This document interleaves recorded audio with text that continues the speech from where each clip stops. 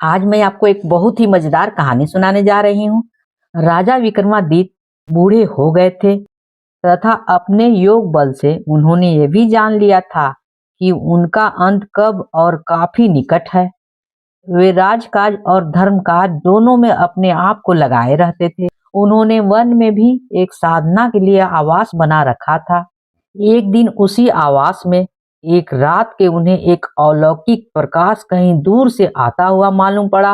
उन्होंने गौर से देखा तो पता चला कि सारा प्रकाश सामने वाली पहाड़ियों से आ रहा है। इस प्रकाश के बीच उन्हें एक दमकता हुआ सुंदर भवन दिखाई पड़ा। उनके मन में भवन देखने की जिज्ञासा हुई और उन्होंने काली द्वारा पदक दोनों बैतालों को स्मरण किया। उनके आदेश पर बेताल उन्हें पहाड़ी पर ले आए और उनसे बोले कि वे इसके आगे नहीं जा सकते हैं। कारण पूछने पर उन्होंने बताया कि उस भवन के चारों ओर एक योगी ने तंत्र का घेरा डाल रखा है तथा उस भवन में उसका निवास है। उन घेरों के भीतर वही प्रवेश कर सकता है जिसका पुण्य उस योगी से अधिक हो। विक्रम ने सच जानकर उस भवन की ओर कदम बढ़ाए। वे देखना चाहते थे कि उनका पुण्य उस योगी से अधिक है या नहीं। चलते चलते वे भवन के प्रवेश द्वार पर आ गए। एकाएक कहीं से चलकर एक अग्नि पिंड आया और उनके पास स्थिर हो गया। उसी समय भीतर से किसी की आज्ञा भरा आवाज सुनाई पड़ी। वह अग्निपिंड सरकता हुआ पीछे चला गया और प्रवेश द्वार पर साफ हो गया। विक्रम अंदर घुसे तो वही आवाज उनसे उनका परिचय पूछने पर लगी। उसने कहा कि सब कुछ साफ साफ बताया जाए, नहीं तो वह आने वाले को श्राप से भस्म कर देंगे। विक्रम तब तक कक्ष में पहुंच चुके थे और उन्होंने देखा कि योगी उठ खड़ा हुआ। उन्होंने जब उसे बताया कि वे विक्रमादित्य हैं तो योगी ने अपने आप को भाग्यशाली बताया। उसने कहा कि विक्रमादित्य के दर्शन होंगे, यह आशा उसे नहीं थी। योगी ने उनका खूब आदर सत्कार किया तथा विक्रम से कुछ मांगने को बोला। राजा विक्रमादित्य ने उससे तमाम सुविधाएं सहित वह भवन मांग लिया। विक्रम को वह भवन सौंपकर योगी उसी वन में कहीं चला गया। चलते चलते वह काफी दूर पहुंचा तो उसकी भेंट अपनी गुरु से हुई। उनके गुरु ने उससे इस तरह भटकने का कारण जानना चाहा तो वो बोला कि भवन उसने राजा विक्रमादित्य को दान कर दिया है। उसके गुरु को हंसी आ गई।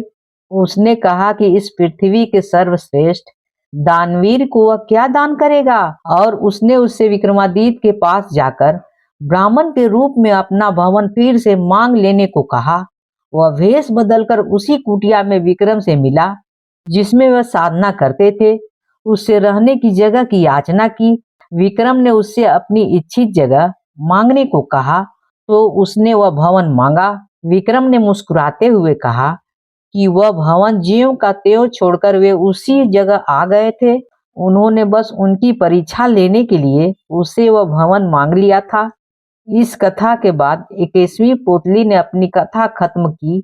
वह बोली, राजा विक्रमादित्य भले ही देवताओं से बढ़कर गुण वाले थे और इंद्रासन के अधिकारी माने जाते थे, वे थे तो मानव ही। मृत्यु लोक में जन्म लिया था, इसलिए एक दिन उन्होंने यह लीला त्याग दी। उनके मरते ही सर्वस्त्र हाहाकार मच गया। उनकी प्रजा शोकाकुल होकर रोने लगी। जब उनकी चिता सजी तो उनकी सभी रानियां उस चिता पर सती होने को चढ़ गईं। उनकी चिता पर देवताओं ने फूल की वर्षा की। उसके बाद उनके सबसे बड़े पुत्र को राजा घोषित कर दिया गया। उसका धूमधाम से तिलक हुआ, मगर वह उनके सिंहासन पर नहीं बैठ सका। उनको पता नहीं चला कि पिता के सिंहासन पर वह क्यों नहीं बैठ सकता है। वह उलझन में पड़ गया कि एक दिन स्वप्न में विक्रम खुद आए। उन्होंने पुत्र को उस सिंहासन पर बैठने के लिए सबसे पहले देव तत्व प्राप्त करने को कहा। उन्होंने उससे कहा कि जिस दिन वह अपने पुण्य प्रताप तथा यश से उस सिंहासन पर बैठने लायक होगा तो वह खुद उसे स्वप्न में आकर बता देंगे। मगर विक्रम उसके सपने में नहीं आए तो उसे नहीं सूझा कि सिंहासन का क्या किया जाए। पंडितों और विद्वानों के परामर्श पर वह एक दिन पिता का स्मरण करके सोया तो विक्रम सपने में आए। सपने में उन्होंने उससे उस सिंहासन को जमीन में गड़वा देने के लिए कहा तथा उसे उज्जैन छोड़कर अमरावती में अपनी नई राजधानी बनाने के लिए सलाह दी। उन्होंने कहा कि जब भी पृथ्वी पर सर्वगुण संपन्न कोई राजा कालांतर में पैदा होगा, यह सिंहासन खुद ब खुद उसके अधिकार में चला जाएगा। पिता के स्वप्न वाले आदेश को मानकर उसने सुबह में ही मजदूरों को बुलाकर एक खूब गहरा गड्ढा खुदवाया तथा उस सिंहासन को उसमें दबा दिया। वह खुद अम्बावती को नई राजधानी बनाकर शासन करने लगा और खुशी खुशी रहने लगा। अगर आपको कहानी अच्छी लगी हो तो please like share and subscribe तो कर ही दीजिएगा, भूलिएगा बिल्कुल नहीं। आज मैं आपको एक बहुत ही मजेदार कहानी सुनाने जा रही हूँ। राजा विक्रमादित्य अपनी प्रजा के सुख दुख का पता लगाने के लिए कभी कभी भेष बदलकर घुमा करते थे तथा खुद सारी समस्या का पता लगाकर निदान भी कर देते थे। उनके राज में एक दलित ब्राह्मण और भाट रहते थे। वे दोनों अपना कष्ट अपने तक ही सीमित रखते हुए जीवन यापन कर रहे थे तथा कभी किसी के प्रति कोई शिकायत नहीं रखते थे। वे अपने गरीबी को सहते हुए हमेशा खुश रहा करते थे तथा सीमित आय से संतुष्ट रहते थे। सब कुछ ठीक ठाक चल रहा था, मगर जब भाट की बेटी विवाह योग हुई तो भाट की पत्नी को उसकी विवाह का चिंता सताने लगी। उसने अपने पति से कहा कि जो पुश्तैनी पैसे से कमाकर लाता है उससे दैनिक खर्चा तो आराम से चल ही जाता है, लेकिन बेटी के विवाह के लिए कुछ बच ही नहीं पाता है। बेटी के विवाह में बहुत खर्च आता है, इसलिए उसे कोई और यत्न करना पड़ेगा ताकि उसके विवाह के लिए पैसे जमा कर सके। भाट यह सुनकर हंस पड़ा और कहने लगा कि बेटी उसे भगवान की इच्छा से प्राप्त हुई है, इसलिए उसके विवाह के लिए भगवान कोई न कोई रास्ता निकाल ही देंगे। अगर कोई ऐसा नहीं होता तो हर दंपति को केवल पुत्री प्राप्त होती या कोई दंपति संतानहीन रहते। सब ईश्वर की इच्छा से ही होता है। दिन बीते गए पर भाट की बेटी का विवाह में खर्च लायक धन नहीं मिल सका। उसकी पत्नी अब दुखित रहने लगी थी। भाट से उसका दुख देखा नहीं गया तो वह एक दिन धन इकट्ठा करने की नियत से निकल पड़ा। कई राज्यों का भ्रमण कर उसने सैकड़ों राज्य अधिकारियों तथा बड़े बड़े सेठों को हंसाकर उसका मनोरंजन किया करता तथा उनकी प्रशंसा में गीत गाए। खुश होकर उन लोगों ने जो पुरस्कार दिए उससे बेटी का विवाह लायक धन हो गया। जब वह सारा धन लेकर घर लौट रहा था तो रास्ते में न जाने चोरों को कैसे उसके धन की भनक लग गई। उन्होंने सारा धन लूट लिया। अब तो भाट का विश्वास भगवान पर ही था और उसके पास बेटी का विवाह के लिए धन ही नहीं था। वह जब लौट कर घर आया तो उसकी पत्नी को आशा थी कि वह विवाह के लिए उचित धन लाया होगा। भाट ने पत्नी को बताया कि उसके बार बार कहने पर वह विवाह के लिए धन अर्जित करने को कई प्रदेश गया और तरह तरह के लोगों से मिला। लोगों ने पर्याप्त धन भी दिए, पर भगवान को उस धन से उसकी बेटी का विवाह होना मंजूर ही नहीं था। रास्ते में सारा धन लुटेरे ने लूट लिया और किसी तरह प्राण बचाकर वह वापस लौट आया है। भाट की पत्नी गहरी चिंता में डूब गई। उसने पति से पूछा कि अब बेटी का विवाह कैसे होगा, बताओ। भाट ने फिर अपनी बात दोहराई कि जिसने बेटी दी है वही ईश्वर उसके विवाह की व्यवस्था कर देंगे। इस पर उसकी पत्नी गुस्से से बोली कि ईश्वर लगता है महाराजा विक्रम को विवाह की व्यवस्था करने के लिए हमारे घर भेज देंगे। जब यह वार्तालाप हो ही रहा था तभी महाराज उसके घर के पास से गुजर रहे थे। उन्हें भाट की पत्नी की टिप्पणी पर हंसी आ गई।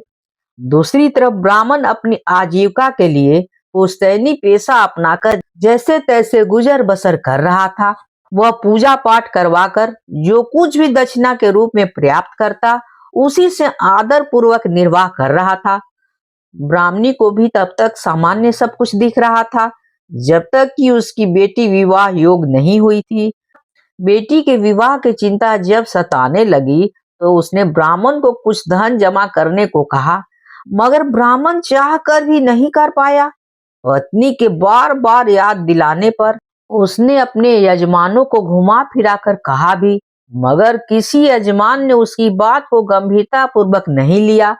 एक दिन ब्राह्मणी तंग आकर बोली कि विवाह खर्च महाराजा विक्रम से ही मांग कर देखो, क्योंकि अब और कोई विकल्प है ही नहीं, कन्यादान तो करना ही है।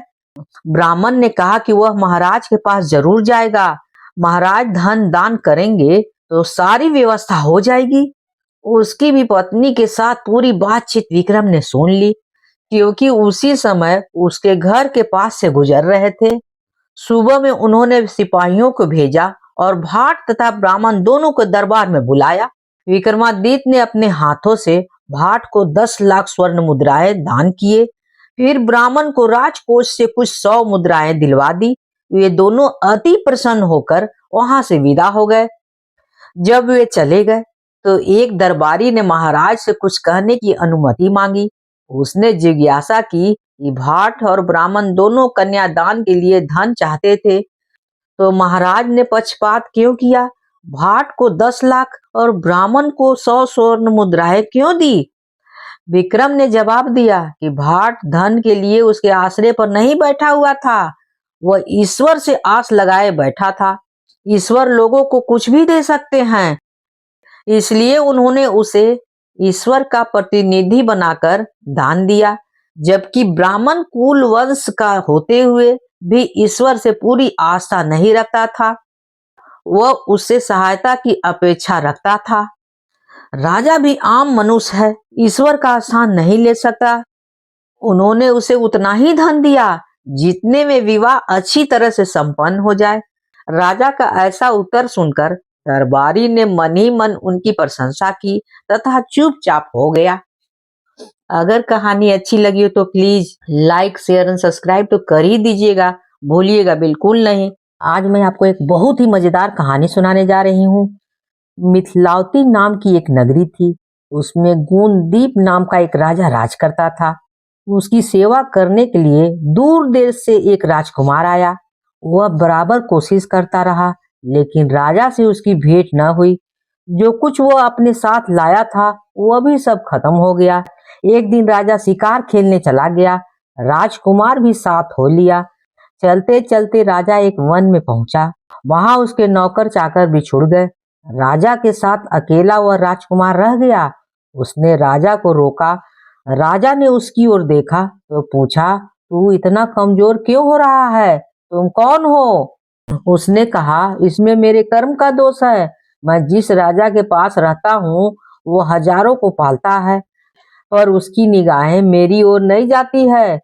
राजन, 6 बातें आदमी को हल्का करती है: खोटे नर की प्रीति, बिना कारण हंसी, स्त्री से विवाद, असज्जन स्वामी की सेवा, गधे की सवारी और बिना संस्कृति की भाषा।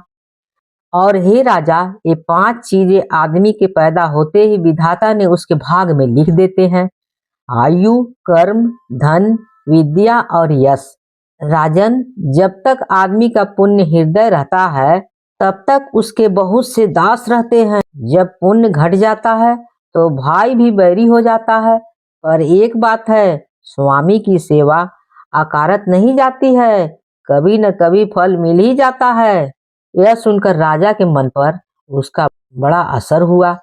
कुछ समय घूमने घामने के बाद वे नगर लौट आए। राजा ने उसे अपने नौकरी पर रख लिया, उसे बढ़िया बढ़िया कपड़े और गहने दिए। एक दिन राजकुमार किसी काम से कहीं गया। रास्ते में उसे देवी माँ की मंदिर मिला। उसने अंदर जाकर देवी की पूजा की। जब वह बाहर निकला तो देखता क्या है, उसके पीछे एक सुंदर स्त्री चली आ रही है। राजकुमार उसे देखते ही उसकी ओर आकर्षित हो गया। स्त्री ने कहा, पहले तुम कुंड में स्नान करके आओ, फिर जो कहोगे सो करूंगी। इतना सुनकर राजकुमार कपड़े उतार कर जैसे ही कुंड में घुसा और गोते लगाया कि अपने नगर में वह पहुंच गया। उसने जाकर राजा को सारा हाल कह सुनाया। राजा ने कहा, यह अचरज मुझे भी दिखाओ। दोनों घोड़े पर सवार होकर देवी के मंदिर आए, अंदर जाकर दर्शन किए और जैसे ही बाहर निकले कि वह स्त्री प्रकट हो गई। राजा को देखते ही बोली, महाराज मैं आपके रूप पर मुग्ध हूँ, आप जो कहेंगे वही करूंगी। राजा ने कहा, ऐसी बात है तो तू मेरे इस सेवक से विवाह कर ले। स्त्री बोली, यह नहीं हो सकता, मैं तो तुम्हें चाहती हूँ। राजा ने कहा, सज्जन लोग जो कहते हैं उसे निभाना है, तुम अपने वचन का पालन करो। इसके बाद राजा ने उसका विवाह अपने सेवक से करा दिया। इतना कहकर बेताल बोला, हे राजन, यह बताओ कि राजा और सेवक दोनों में से किसका काम बड़ा हुआ। राजा ने कहा, नौकर का। बेताल ने पूछा, सो कैसे, बताओ। राजा बोला, उपकार करना राजा का तो धर्म ही है, इसलिए उसके उपकार करने से कोई खास बात नहीं हुई। लेकिन जिसका धर्म नहीं था उसने उपकार किया तो उसका काम बड़ा हो गया। इतना सुनकर बेताल फिर से पेड़ पर लटक गया और राजा जब उसे पुनः लेकर चला तो उसने 8वीं कहानी सुनाई। अगर कहानी अच्छी लगी हो तो please please like share and subscribe तो कर ही दीजिएगा, भूलिएगा बिल्कुल नहीं। कहानी होती है समाप्त।